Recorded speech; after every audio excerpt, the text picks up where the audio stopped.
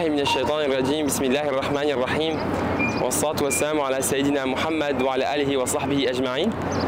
Alors, on se situe ici dans une zone qui est aujourd'hui intégrée à l'esplanade un peu de la mosquée.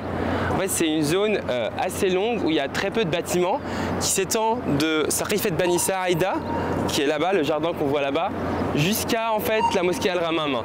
Aujourd'hui, toute cette zone en fait, c'est la zone du marché de Médine. Il faut savoir que quand le prophète sallallahu alayhi wa sallam arrive à Médine,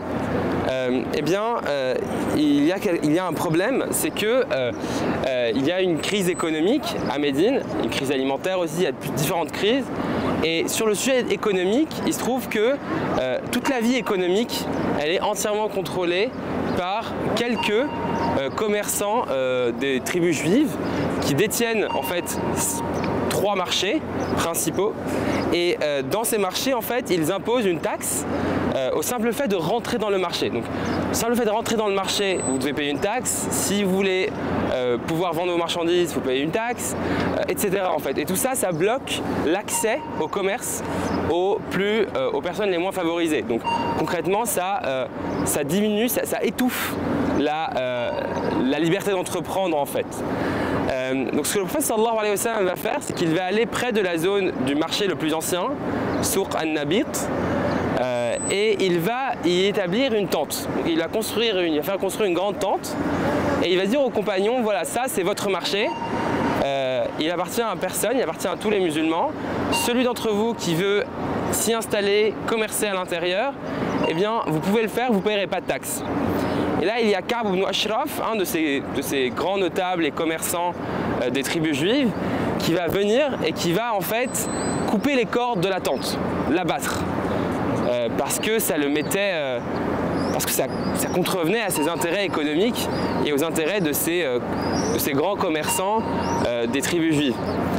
Et ce que le prophète sallallahu alayhi wa sallam va faire, c'est qu'il va simplement dire ok, pas de souci. Dans ce cas-là, on va trouver une autre solution qui sera encore plus puissante sur le plan économique. Il est venu dans cette zone où il n'y avait rien en fait, toute cette zone-là qui s'étend sur à peu près 500 mètres. Et il l'a délimitée et il a dit que toute cette zone serait dédiée au commerce. Et il l'a appelée Souqul Madina.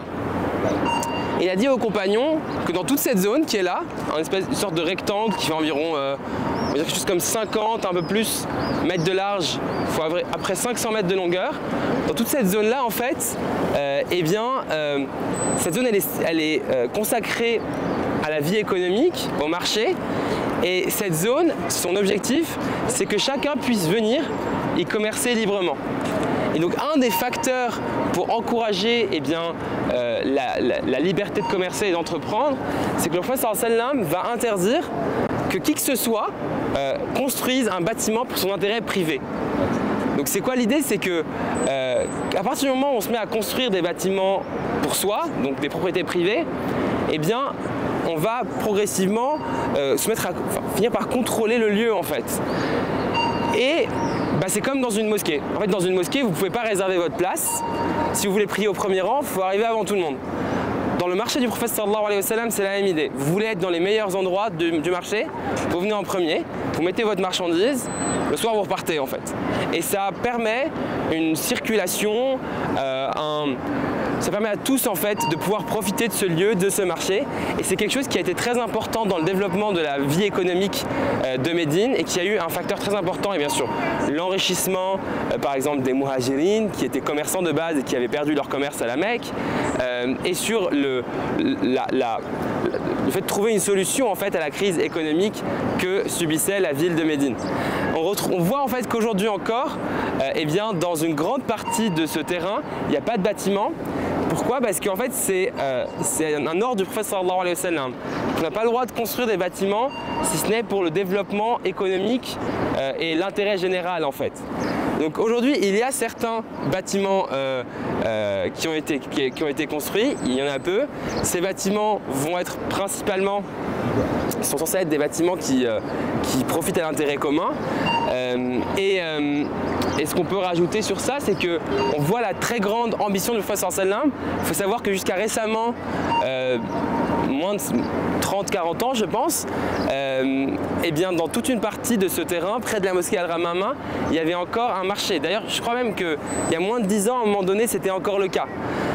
Et on voit quelque chose, on voit que en fait, le prophète sallallahu alayhi wa sallam, quand il construit des projets, eh bien, ces projets durent très longtemps parce que ces projets, eh bien, ils ont une certaine ambition, parfois aussi une certaine simplicité en fait, qui les fait durer. Et ça, c'est très intéressant parce que ces projets du prophète sallallahu alayhi wa sallam, beaucoup existent encore en fait. Le marché de Médine, les puits de la ville de Médine, comme le puits de Rouma, etc., avec ce concept de waqf, de bien de main morte, qui a été établi par le prophète sallallahu alayhi wa sallam, qui permet de prendre une propriété, de la fixer. Plus personne n'a le droit de la vendre ou de l'utiliser, si ce n'est pour ce pourquoi elle a été donnée à l'intérêt commun. Et toujours, on ne peut qu'être impressionné par la grande ambition et la grande capacité à construire des projets du prophète sallallahu alayhi wa sallam.